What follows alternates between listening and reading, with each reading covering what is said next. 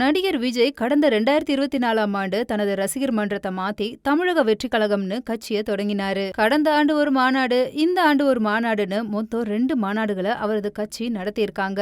நடிகர் விஜய் கட்சி ஆரம்பிச்சதுக்கு அப்புறம் திரை வாழ்க்கையில அவரோட நட்பா இருந்தவங்க கூட அவருக்கு எதிரா விமர்சனங்களை முன் வச்சுட்டு வர்றாங்க. கடந்த மாதத்துல கரூர்ல அவர் நடத்திய பிரச்சார பொதுக்கூட்டத்துல 41 பேர் கூட்ட நெரிசல்ல சிக்கி பரிதாபமா உயிரிழந்தது இந்தியா முழுவதுமே பெரும் அதிர்ச்சியை ஏற்படுத்தி இருந்தது. இதை தொடர்ந்து விஜய் மேலேயும் அவரோட கட்சிகள் மேலேயும் நிறைய விமர்சனங்கள் எதிர்பார்க்காத அளவுக்கு இருந்தது. இதுவரையும் பாதிக்கப்பட்ட குடும்பங்களை நேர்ல பார்த்து ஆறுதல் சொல்லாதது பெரிய விமர்சனத்திற்கு உள்ளாயிருக்கு. இப்படி இருக்கும்போது நடிகர் மற்றும் முக்குளத்தோர் புலிப்படை கட்சி தலைவர் கருணாஸ் விஜய காட்டமா விமர்சனம் பண்ணிருக்காரு. பாஜக கம்போஸ் பண்ண பாட்டுக்கு டான்ஸ் ஆடுறதுக்கு ஒரு நடிகர் கிடைச்சிருக்காரு. பனையூர்ல பூட்டு உள்ள போட்டிருக்கா வெளியே போட்டிருக்கான்னு நீங்க தான் சொல்லணும். இவரோட இந்த விமர்சனங்கள் பலரும் கவனிக்கும் விதமா அமைஞ்சிருக்கு.